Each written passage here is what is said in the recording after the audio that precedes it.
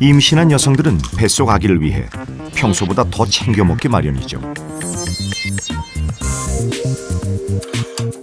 그래서 체중이 느는 것은 당연한 일입니다.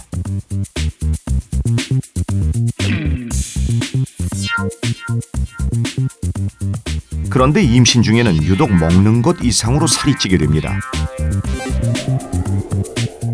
태아가 점점 자라날 뿐만 아니라 태아에게 필요한 양수와 혈액의 양도 동시에 늘어나기 때문이죠.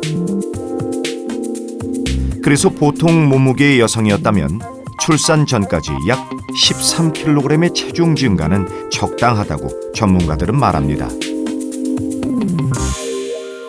저는 거의 한 15kg에서 20kg가 늘었는데요. 거울도 보기 싫어요. 둘째 아이 낳고서도 몸무게가 늘었고 출산 전후로 돌아가긴 좀 힘들지 않을까. 낳을 때 작으면 쉽게 낳는다고 임신 전부터 얘기 들었어요. 많으면 2끼요. 한 끼 먹을 때도 많았어요.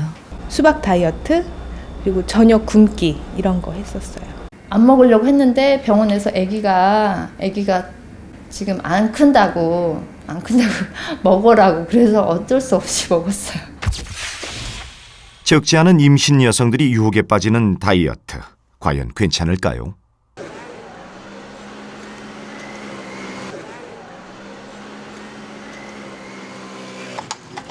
암스테르담의 많은 사람들은 오랫동안 특별한 실험에 참여해 오고 있습니다.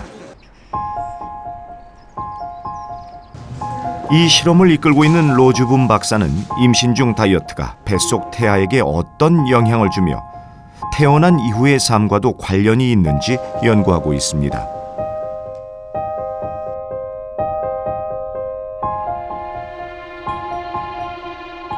Although the war was 70 years ago, the people who were born during that time still suffer the consequences of it. 이야기는 70년 전으로 거슬러 올라갑니다.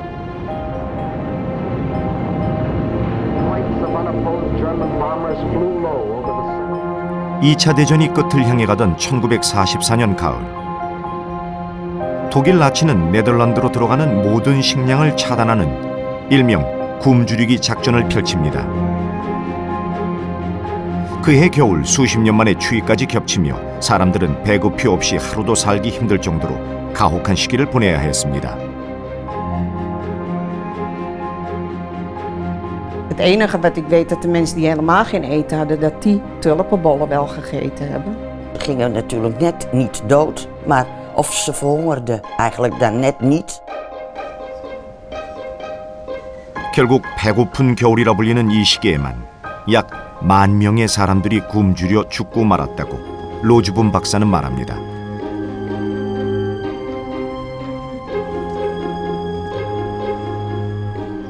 전쟁은 끝났고 아픈 기억은 점차 잊혀져 갔습니다. 그러나 당시 임신한 여성의 뱃속에 있었던 사람들이 중년의 나이가 되면서 다시 주목을 받기 시작합니다. Nou, ik was een hele tijd moe, 2 jaar ongeveer, en toen is komen vast te staan, dus in 1995, dus de diagnose gesteld diabetes. Nee, tuurlijk. 실제 이들이 보통 사람에 비해 유독 비만과 당뇨, 심장 질환에 많이 걸리는 것으로 조사 결과 드러났습니다. Medical profession thought that heart disease and diabetes is something about genetic makeup and also about lifestyle, but we're finding out that surprisingly something that happened long time ago is actually affecting later health also. 로즈붐 박사는 암스테르담의 한 병원에서 전쟁 당시의 출생 기록을 우연히 찾아냈습니다.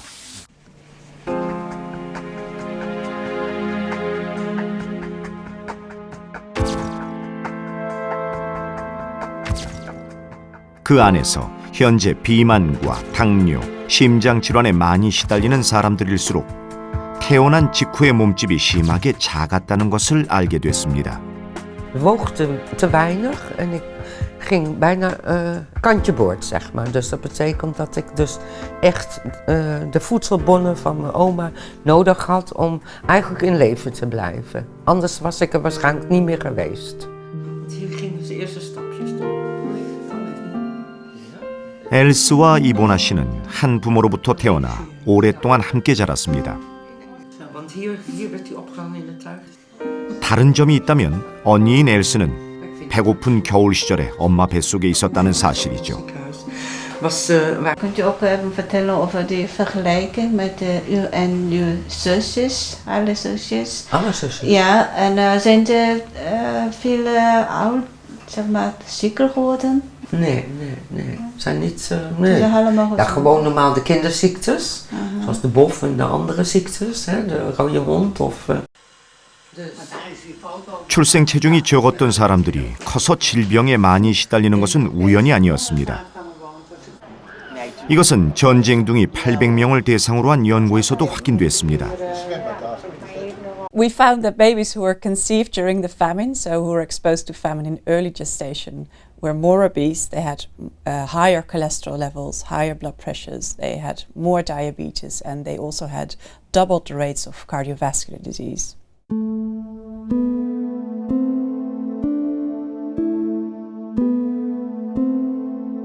네덜란드의 배고픈 겨울 사건은 임신 여성이 음식을 충분히 먹지 않았을 때 태아에게 미치는 영향을 잘 보여줍니다. 그런데 저체중으로 태어난 것과 커서 당뇨와 심장질환 그리고 비만에 시달리는 것 간에는 어떤 관련이 있는 걸까요?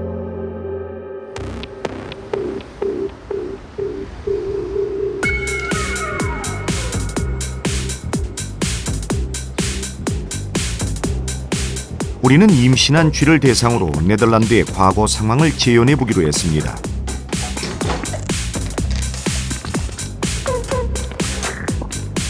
한쪽 쥐에게는 임신 기간 동안 사료를 넉넉히 주었고 다른 쪽 쥐는 그 절반만 주었습니다.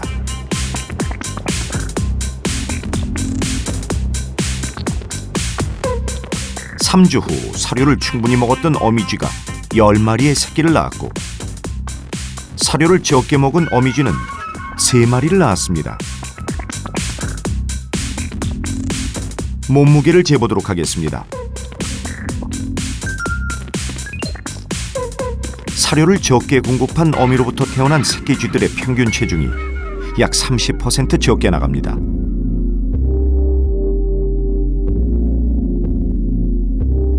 이제 정말 궁금한 것을 확인할 차례입니다. 저체중으로 태어난 쥐는 앞으로 어떻게 성장해 나갈까요? 지금부터는 양쪽에 차별을 두지 않고 영양을 동일하게 공급하기로 했습니다.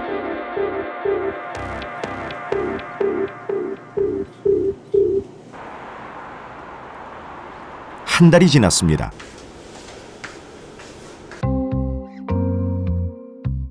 눈으로 봐서는 저체중으로 태어난 쥐를 구별하기가 힘듭니다. 어떻게 똑같이 영양을 공급했는데 성장을 따라잡은 걸까요?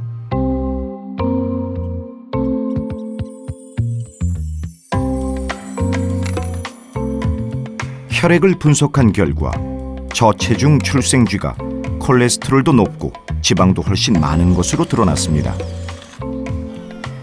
겉으로는 잘 따라잡은 것처럼 보였지만 사실 건강 상태는 좋지 않았던 것이죠.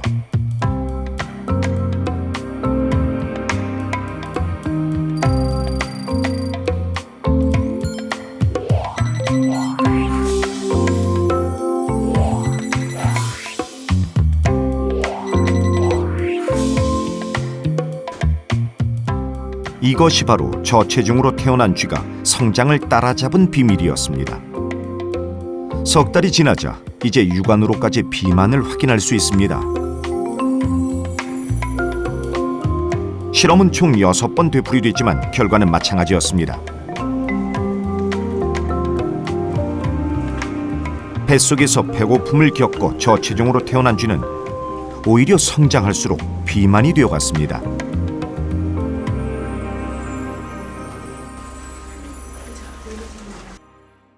더 놀라운 것은 이번 쥐 실험의 결과가 저체중으로 태어난 아이들을 추적 조사해온 이화여대 연구팀의 결과와 비슷한 패턴을 보인다는 사실입니다. 저희가 7세에서 9세 된 아이들을 106명 추적 조사한 결과 저체중아의 경우가 정상 체중으로 태어난 아이에 비해서 혈압도 수축기 혈압이 유의하게 정상 체중군에 비해서 높았고요. 콜레스테롤도 높았고 그다음에 인슐린 수치도 유의하게 증가를 하였습니다. 훨씬 그 비만의 빈도가 증가됐다는 거죠.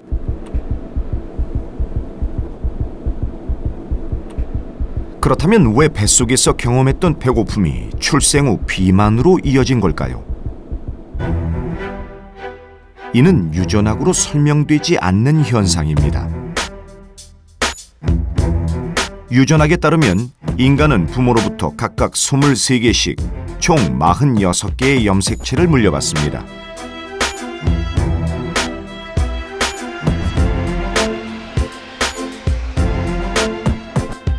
각각의 염색체는 꼬인 사다리 형태의 DNA로 이루어져 있습니다.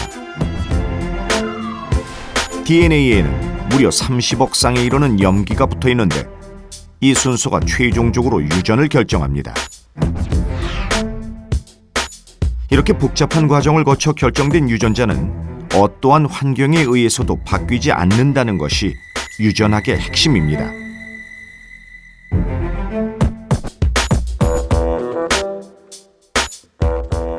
따라서 부모 누구도 비만이 없고 게다가 생활 습관에 딱히 문제가 없는데도 단지 엄마 뱃속에서 배고픔을 겪었다고 비만이 되는 것은 이해하기 힘든 일입니다.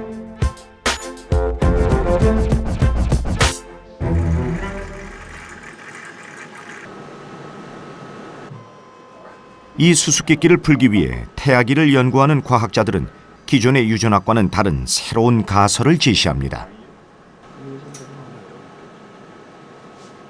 That's what occurs with fetal programming. The fetus really prepares for the situation it's born into. The term fetal programming refers to the fact that the environment during pregnancy in the womb programs the fetus or maybe even the embryo in a way that will be better adapted to life after birth. 태아는 태반을 통해 들어오는 음식의 양에 민감하게 반응합니다.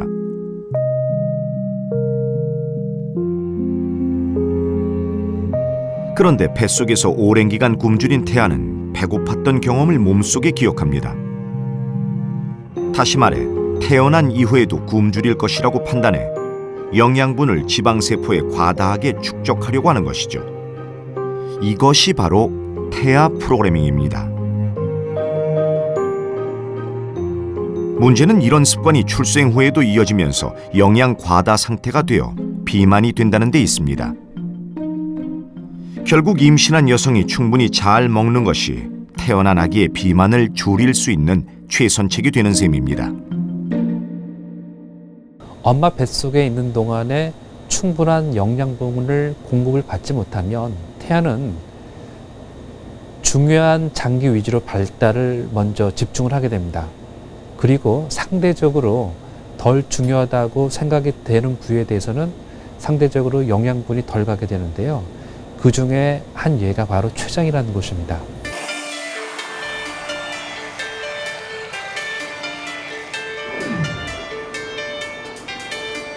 췌장에 영양분이 덜 가게 되면 어떤 문제가 생길까요? 인체는 섭취한 음식을 곧바로 에너지로 쓸 수 없기 때문에 일종의 화학적 음료인 포도당으로 바꿔 사용합니다. 이 포도당이 조직세포에 흡수될 수 있도록 돕는 것이 췌장에서 만들어내는 인슐린입니다.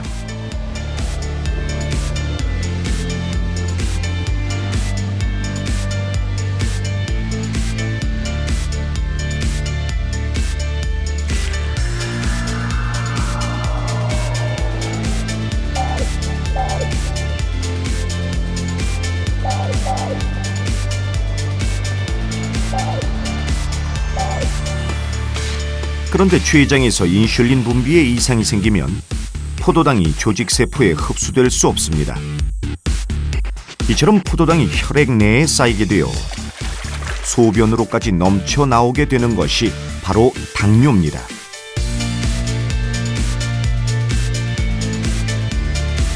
당뇨병은 대표적인 성인병으로 비만을 가장 큰 원인으로 꼽습니다. 그런데 부실한 췌장을 가지고 태어났다면 비만이 아니어도 이미 당뇨병에 취약한 상태로 출발했다고 볼 수 있는 것이죠. 당뇨병이 폭발적으로 증가한 시기는 우리나라에서는 1980년대, 90년대 시기였고요. 이러한 사람들의 출생 연도를 보게 되면 대부분이 1940년대 그리고 1950년대 6.25 전쟁이나 그리고 이제 해방된 지 얼마 안 된 시기에 굉장히 경제적으로 사회적으로 어려운 시기에 있었던 사람들입니다. 오늘날 개발도상국에서 당뇨병이 급증하고 있는 이유도 태아 프로그래밍으로 설명이 가능합니다. 엄마 뱃속에 있을 때는 굶주렸지만 정작 태어난 이후에는 빠른 경제 성장만큼 먹을 것이 넘쳐났기 때문이죠. 이것은 네덜란드의 전쟁 시기에 뱃속에 있었던 태아가 해방 이후에 겪었던 상황과도 비슷합니다. If the fetus was born in a famine situation, but the war was not there anymore, so there's no famine, so it's not well adapted, but it's maladapted. So there's a mismatch between the prenatal and the postnatal environment. 태아 프로그래밍은 과거 비만의 원인이 유전 또는 환경이라고 믿어왔던 의사들에게도 많은 영향을 주었습니다. Programming is the idea that things can occur in fetal life that stay for the life of the offspring. That doesn't mean that that's always the case, but that's what the programming refers to.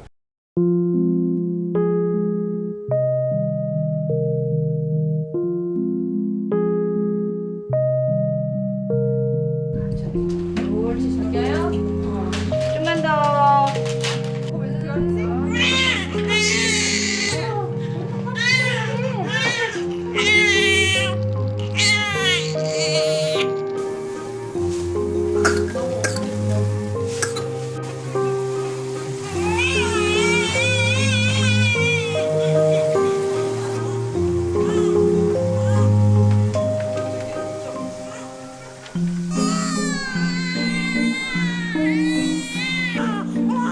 아기의 우렁찬 울음소리가 점점 늘어나고 있습니다.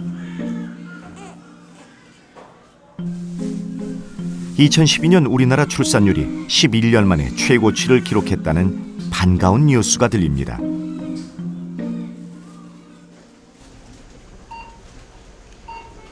그런데 갓난 아기들이 모여 있는데도 불구하고 유독 조용한 곳이 있습니다.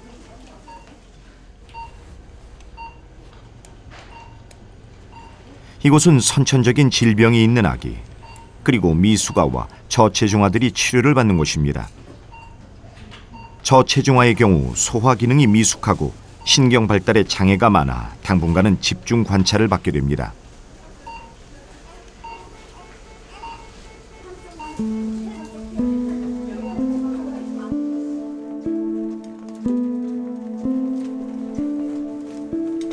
또 한 명의 저체중아가 치료실로 향합니다. 이 아기도 앞으로 건강한 부모와는 달리 원치 않은 길을 가게 될까요? 다시 말해, 운명은 이미 결정된 것일까요?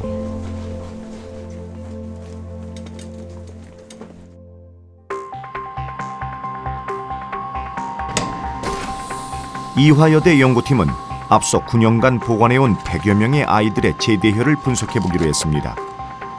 저체중으로 태어난 아기들과 보통 체중으로 태어난 아기들의 DNA를 비교하기 위해서입니다.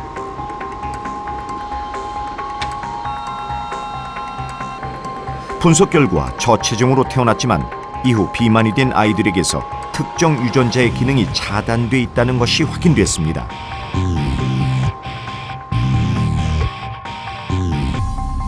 POMC 유전자는 지방세포를 분해하는 유전자인데 이 유전자의 기능이 차단되어서 지방세포를 분해하지 못하고 결국에는 지방 대사가 원활하지 않아서 아기가 나중에 태어나서 성인이 되면 비만을 일으키게 되는 것입니다.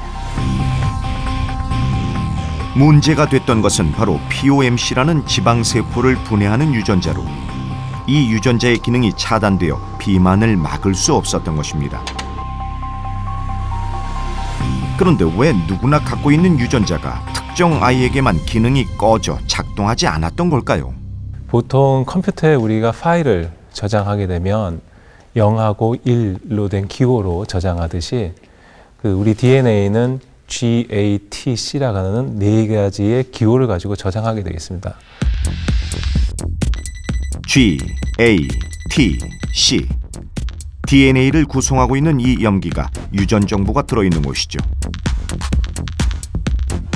근데 최근에 그 기호를 분석하다 보니까 그 기호 중에 하나인 C가 메틸기라는 것이 붙어있는 C가 있고 안 붙어있는 C가 있다는 것을 알게 되었죠. DNA가 만들어질 때부터 사용되는 것은 아니고 환경의 조건에 따라 가지고 그 메틸기가 붙었다, 떨어졌다 하는 현상을 알게 되는데 그것이 이제 DNA 메틸레이션 현상이라고 우리가 말하고 있습니다. 이로써 유전은 유전자 자체보다는 오히려 작동 방식이 더 중요하다는 것을 알게 됐습니다.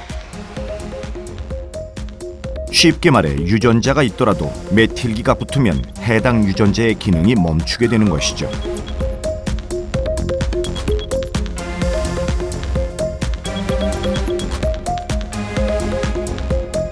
지방세포를 분해하는 POMC 유전자가 작동하지 않는 것도 바로 메틸기 때문이었습니다. 중요한 것은 이 모든 것을 태아가 선택했다는 사실입니다. 쉽게 말해 뱃속에서 굶주림을 경험했던 태아가 걱정할 일은 배고픔이지 비만은 아니죠. 따라서 필요 없어진 유전자의 기능을 꺼버린 겁니다. 이것이 바로 저체중으로 태어나 점차 비만해지는 이유였습니다.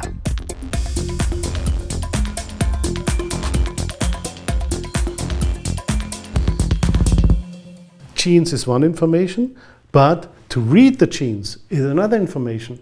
And which genes are read to what extent, that depends on switches. They switch on, yes, read this, or switch off, no, don't read it. And that is epigenetics.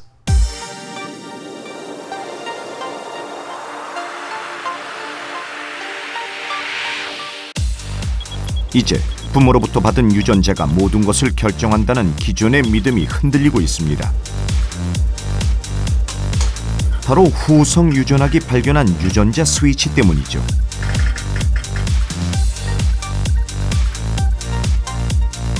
최근 생명공학 분야에서 후성 유전학을 접목하려는 시도가 빠르게 늘어나고 있습니다. 그만큼 연구가 진행될수록 생명의 신비에 더 가까이 다가갈 것으로 기대를 모으고 있습니다.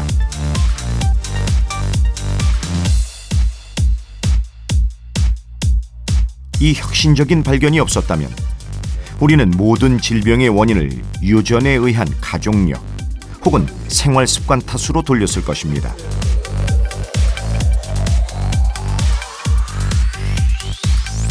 Epigenetics has been around for a long time, but has only recently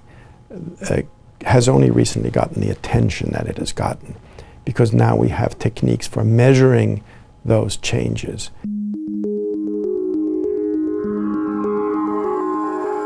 후성 유전학에서 가장 활발하게 연구되고 있는 분야가 바로 태아 프로그래밍입니다.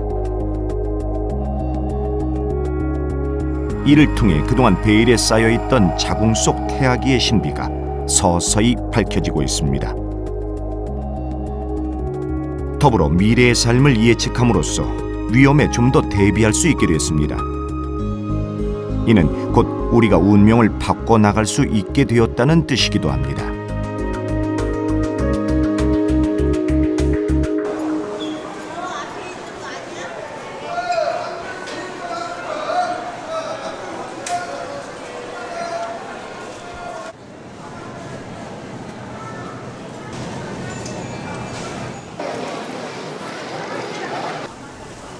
임신 8개월에 접어든 김지화 씨. 둘째 아기를 갖기까지 남다른 용기가 필요했습니다. 벌써 몇 시간째 가다서다를 반복합니다. 무엇을 먹는 것이 뱃속 아기에게 좋을까요? 신경이 예민해지다 보면 때론 그 자체가 스트레스로 다가옵니다. 그럼에도 불구하고 이번만큼은 제대로 준비해야겠다고 마음을 굳게 먹습니다.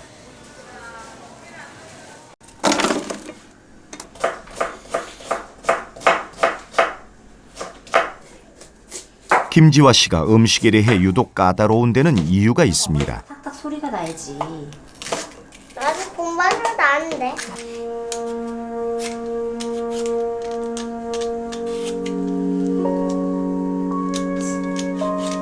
결혼 후 첫 임신이 유산으로 이어졌고 그 후 어렵게 얻은 아이마저 다리가 휘어지는 병을 가지고 태어났습니다.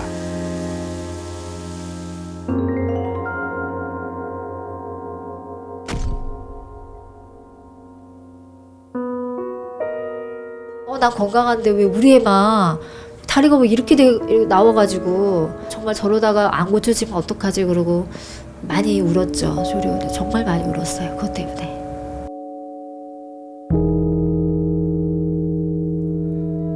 다행히 빠른 치료 덕분에 지금은 거의 완치 단계에 있습니다.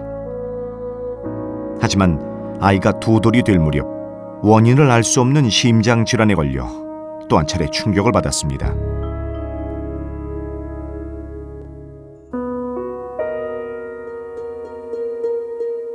아이가 걸린 병은 적어도 가족력에서는 찾을 수 없었습니다. 그런데 왜 김지화 씨에게 이런 불행이 잇따라 생겼던 걸까요? 결혼 생활 맞추는 것도 쉬운 일이 아닌데 이제 이 임신이랑 이 상황에서 입덧까지 하니까는 밖에도 제대로 못 나가고 거의 우리가 그러잖아 창살 없는 감옥이라고 집에서만 생활을 하니까 너무 심리적으로 정말 너무너무 힘들었어요. 그때는. 임신한 여성은 늘 좋은 감정을 유지하려고 합니다. 태아도 함께 느낄 거라고 생각하기 때문이죠.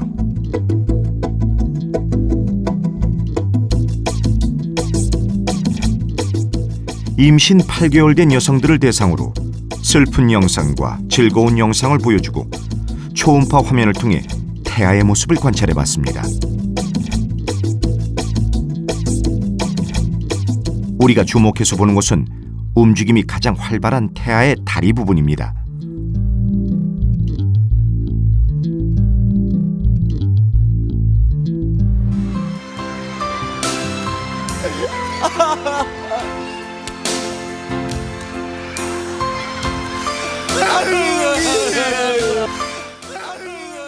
엄마가 즐거워하자 태아가 다리를 힘차게 뻗었다가 구부립니다. 아이고 동생아 그렇다면 나도. 나는 이제 뒤지라고 제발 했는가 봐. 반면 엄마가 슬픔에 빠져들자 태아의 움직임이 확연히 떨어집니다. 엄마가 슬플 때보다 즐거워할 때 태아는 훨씬 더 많이 움직였습니다.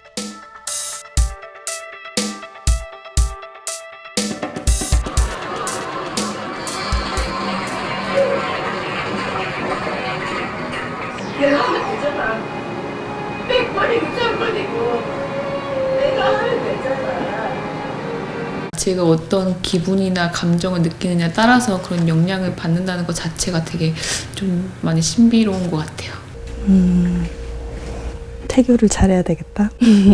제가 즐거워하니까 애기도 많이 움직여주고 하는 거 보니까 엄마와 굉장히 밀접하게 되어 있어서 태교가 중요하겠구나 싶었어요. 감기로 고생하던 김지화 씨. 며칠을 집에서 끙끙 앓다 결국 큰맘 먹고 병원을 찾아갑니다.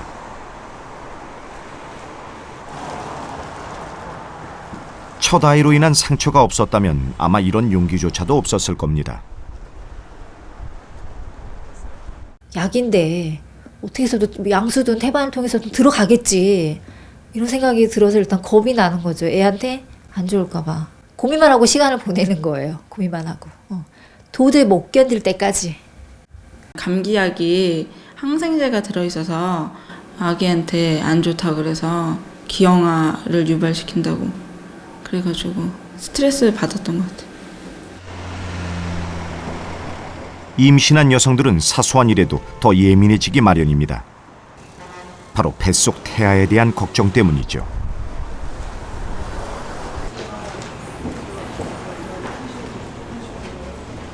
산모가 고열이 나면 체온이 올라가게 되고 체온이 올라가게 되면 양수의 온도도 같이 올라가게 됩니다. 그렇게 되면 아기가 적절한 온도의 양수 안에서 숨을 쉬어야 되는데 온도가 올라가게 되면은 숨쉬기가 곤란해지는 것이죠. 그래서 산모들한테도 만약에 아프다면 약을 적절한 의사의 처방을 받아서 약을 복용하기를 권합니다.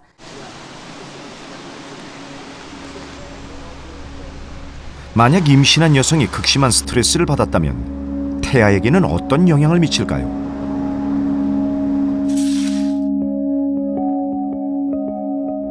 필로메나 씨는 아직도 그날의 일을 잊지 못합니다. I was afraid that we'd finish the storm. It was too hard for us, and I asked my husband that we leave the place and go somewhere else.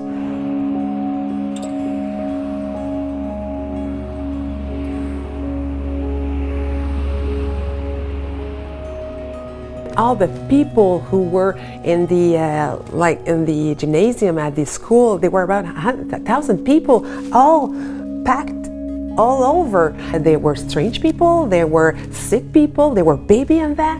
Oh, that was terrifying for me. The warmth and the food was very restrained, so that was the most stressful, especially for the baby. 1998년 1월 6일에 시작돼 일주일 동안 퀘벡 지역을 휩쓴 얼음 폭풍은 캐나다 역사상 최악의 자연재해로 기록되고 있습니다.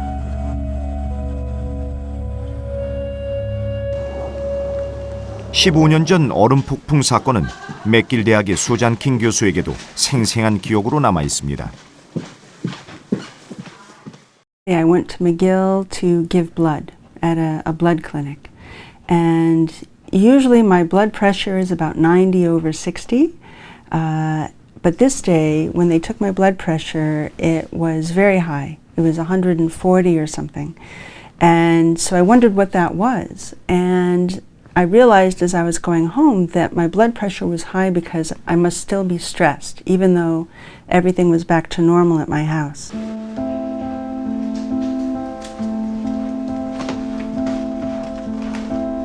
그 당시 킹 교수는 임신 중 스트레스에 대해 연구하고 있었습니다. 그런데 마침 우연히 발생한 재난으로 그때 태어난 아이들의 삶을 목격할 수 있는 기회를 만나게 된 것이죠.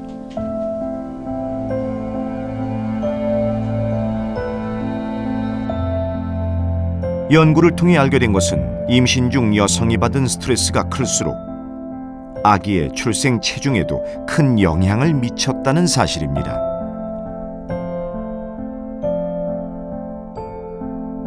When the ice storm happened early in the pregnancy, so during the first or the second trimester, we found that the length of the pregnancy was shorter. When we looked at them again at age 5.5, we found that the more stress the mother had, the larger the child's body mass index and the greater the risk for the child to be obese.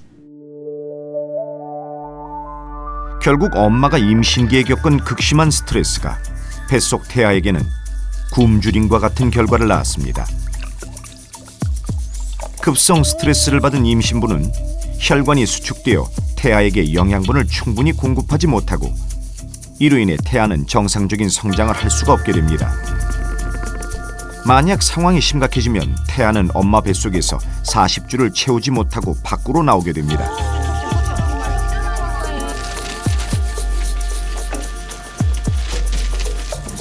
이것이 바로 미숙아의 원인이 되는 조상입니다.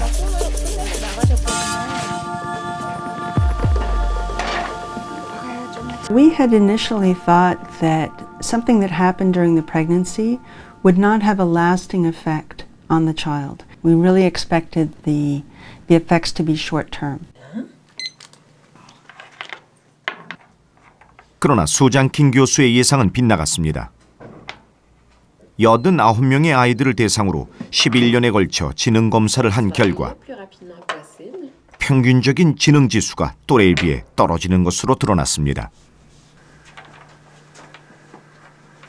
We tend to think that the fetus is well protected within the uterus and that everything, that the fetus is protected by the placenta, that it really doesn't matter what happens to the woman. But what I'm discovering is that the fetus really is quite vulnerable. So we intend to follow the children until we no longer see an effect of what happened from the ice storm.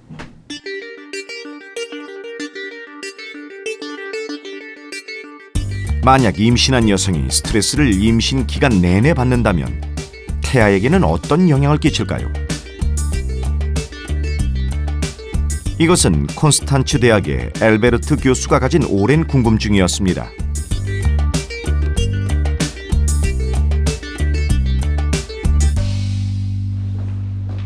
엘베르트 교수팀은 임신 중 남편으로부터 폭력에 시달린 25명의 여성들과 이제는 10대가 된 그의 자녀들을 동시에 모집했습니다. 그리고 이들을 대상으로 심층 면담을 진행했습니다. Kids are very curious and they explore the environment, but these children are more careful. We found that these children are more anxious than their control peers, where the mother has not experienced violence.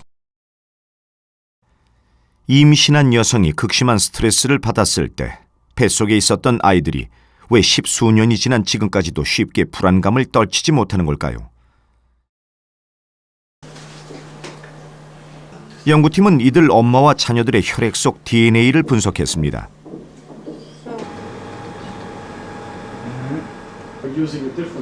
그 결과 7명의 아이들에게서 스트레스를 조절하는 유전자의 기능이 차단돼 있다는 것을 발견했습니다. A few percent changes, okay? And then you look at the correlation. That means early experience massively alter which parts of the genetic code are read. So when the mother signals to the child very early on, listen, there is a certain environment you have to expect. 수백 년 동안 사람들은 엄마 뱃속에서의 삶이 태어난 이후의 삶과 어느 정도는 연결되어 있을 거라 믿어왔습니다. 바로 태교라는 이름으로 말이죠. 그 믿음이 틀리지 않았다는 것이 지금 속속 밝혀지고 있습니다. 이것은 가설로 출발한 태아 프로그래밍과 이를 뒷받침하는 후성 유전학의 힘입니다. 이를 통해 무엇이 우리의 건강을 결정하는지에 대한 수수께끼가 조금씩 풀려가고 있습니다. 그것은 부모에게 받은 유전자, 그리고 태어난 이후의 환경도 중요하지만 이에 못지않게 엄마 뱃속에서의 경험 또한 소중하다는 사실입니다. 여러 가지 건강, 주변, 내 심리적 내가 굉장히 고민을 태아의 건강을 둘러싼 새로운 사실들은 자칫 임신부들에게 두려움을 안겨줄 수도 있습니다. 혹시라도 아기가 잘못되면 모든 책임이 엄마에게 있는 것처럼 느껴질 수도 있기 때문이죠. 게다가 사회적으로 결혼 정년기가 늦어지면서 고령 임신에 대한 부담도 늘고 있습니다. 네, 몇 살이세요 지금? 36이요. 네, 몇 년 만에 임신하신 거예요? 12년. 12년 만에. 35세 이상 고령 임신의 비율은 최근 10년간 2배 이상 늘어날 정도로 가파르게 상승하고 있습니다. 놀라운 것은 이것이 저체중화의 증가 흐름과 유사하다는 사실입니다.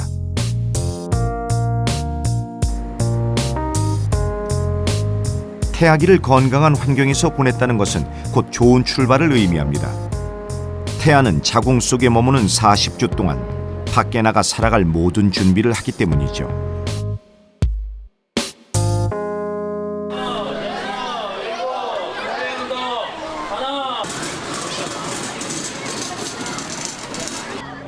그러나 뱃속 태아기 경험이 좋지 않았다고 해서 좌절할 필요는 없습니다. 출생 이후에도 운동과 균형 잡힌 식생활을 통해 만회할 기회는 얼마든지 있다는 것이죠.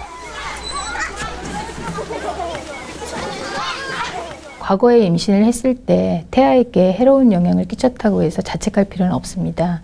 우리 인간에게는 놀랄만한 유연성이 있는데 만약에 이런 유연성이 없다면 인간은 멸종하고 말았겠죠. 질병이라고 하는 것은 유전적인 요소도 물론 있지만 그 후성 유전적인 요소, 즉 우리가 어떻게 먹고 어떻게 생활하느냐 그런 것을 바꿈으로써 결과적으로는 유전자의 스위치를 꺼졌던 스위치도 결과적으로 켤 수 있는 그런 가능성이 있다는 것입니다.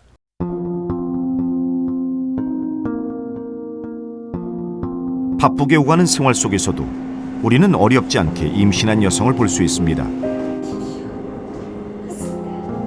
지하철에서 마주칠 때면 선뜻 자리를 양보하기도 하죠. 그런데 혹시 당신은 임신부가 단지 몸이 불편한 사람이라 생각하고 자리를 내주지는 않았나요?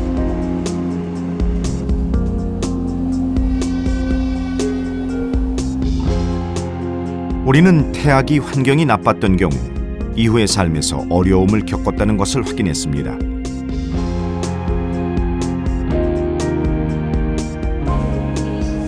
이는 곧 엄마 뱃속에서의 열달이 태어난 이후의 건강에 지대한 영향을 미친다는 강력한 증거입니다.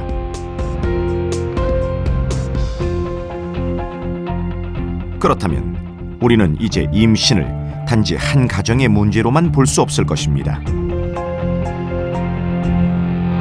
고령 인구가 의료비 부담이라던가 사회적 부담이 되고 있거든요. 그러면 그 고령 인구가 왜 의료비 부담이 되느냐? 그 분들이 본인의 건강을 케어할 수 있고 건강하신 노령이면은 국가가 이렇게 걱정을 하진 않겠죠. 뭐 당뇨 대란이네, 뭐 고혈압 대란이네 이런 일 하지 않으시겠죠. 그러면은 무조건 아이를 태어나게 할 것이 아니라 정말 출산의 질이라고 해서 이 아이가 태어났을 때 건강하게 장수할 수 있는 환경을 만들어 주는 것은 태아기 때부터 관리가 돼야 된다. 드디어 김지화 씨의 가족이 둘째 아기를 만나는 날이 왔습니다. 태아도 세상 밖으로 나갈 모든 준비를 마쳤습니다. 그렇죠. 하나, 둘, 셋. 남은 힘으로 한 번 더. 두 번의 아픔을 피하려 부단히 애썼던 지난 10달간의 시간. 하나, 둘, 셋. 이 순간 김지화 씨의 노력이 헛되지 않기를 모두가 간절히 바랍니다. 하나, 둘, 셋. 끝. 23번입니다.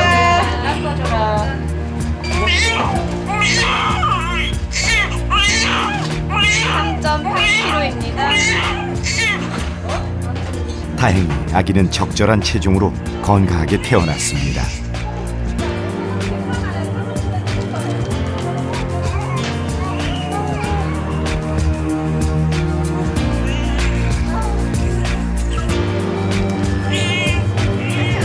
우리는 이 아기가 어떻게 살아갈지 정확하게 예측할 수는 없습니다. 하지만 지난 280일간의 여정 동안 엄마와 아기가 함께 노력해왔다는 것만큼은 틀림없는 사실입니다. 유단아, 따봉 한번 불러봐. 따봉 한번 해봐.